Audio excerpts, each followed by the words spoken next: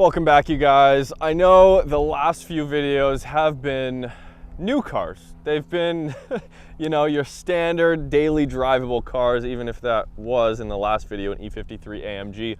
This is something a little bit different. The full review's on the main channel, but I really wanted to take you guys for a POV with this 2024 Tesla Model S Plaid, because over the last 10 years, a lot has changed, and the last Tesla I drove was a P85D. And of course, the Plaid is something else. So we're gonna take you guys for a quick drive. Nice license plate there, Twitch.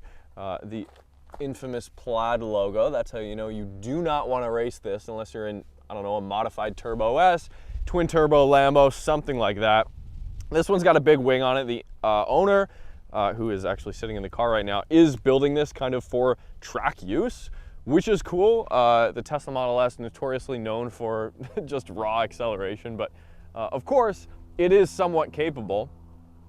It's been PPF'd in this green but also purple color. It's a color shifting PPF, which is kind of insane. It's got a splitter on the front there, but I think you guys probably just want to see it drive, so let's get in. Actually, not as large brakes as I would have expected for a 1,000 horsepower vehicle. Just over 1,000 horsepower, about the same amount of torque. Let's go for a drive. The seat moves back to greet us. So we've got a ton of driving options here.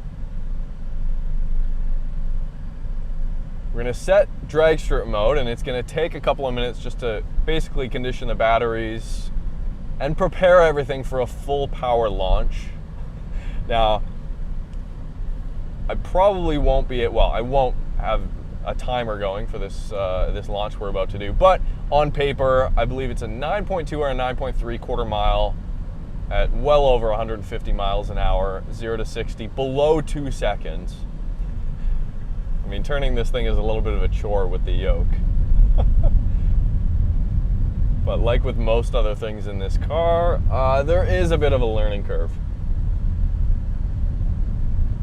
Tons of room though. I will say, the interior space is exceptional, both in the front seat and in the back seat. And just like the Lucid Air I drove a couple of years ago in the back seat, like the floor, is not super low, but it's very flat, and there's no obviously transmission or anything like that going through there, so you've got a lot of space that's freed up.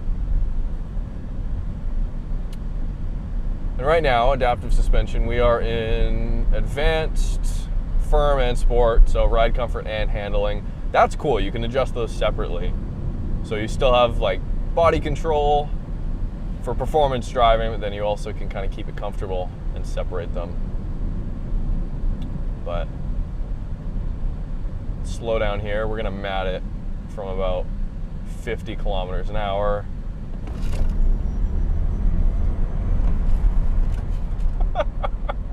Holy shit. Holy shit, he says. Punches you.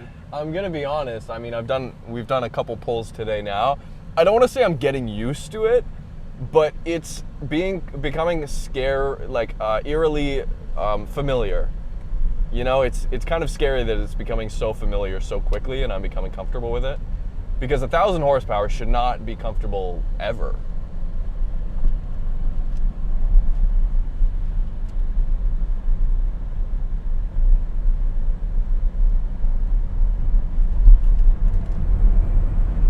I mean, it is just to describe 1,000 horsepower to someone who's never been in a 1,000 horsepower vehicle, I think is pretty much impossible. It's even more impossible in an electric vehicle, but I think you get more of the experience actually on video, because it's just silent, it's smooth. You're getting exactly what I'm experiencing, you guys. Like here, even just kind of rolling into it, zero drama.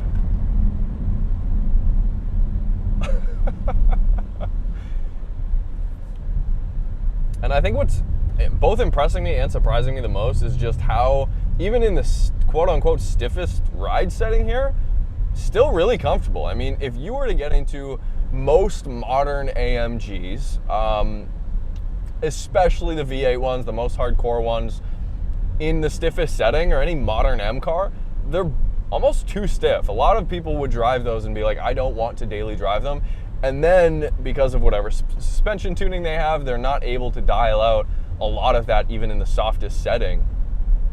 But I believe the Plaid does actually have air suspension, so it's able to do both things quite effectively. You guys got to let me know what you think, because I know the Plaid is an incredibly polarizing vehicle, and we're not going to be able to go through all the settings and the UI today, but we will do a launch here. What the car's going to do, you guys probably know, it's going to go down into cheetah mode, so it's going to lower. So hold, then we mat the gas, preparing for launch. I can feel the entire car just lowering.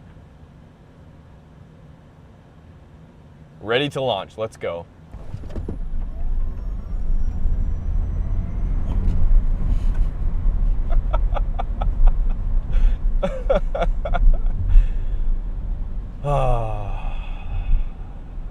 Yeah, all right.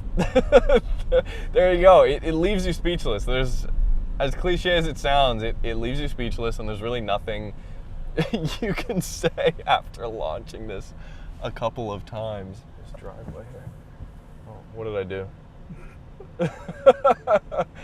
It's like getting into a right-hand drive vehicle. It's just a learning curve. You really have to live with this car for, a week, 2 weeks minimum to even just begin to make it like a part of your life.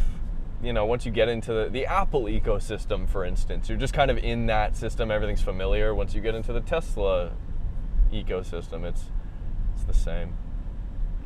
And as someone who drives a lot of different vehicles, pretty much one new vehicle every week, this does have a very different learning curve than every other vehicle on the market, I would say. All right, you guys. That's it. What a ridiculous car. I know I'm late to the party. I'm like 3 years too late driving this car, but we got here. Yeah, subscribe if you haven't already. The full review, the link is in the description. We'll see you next time.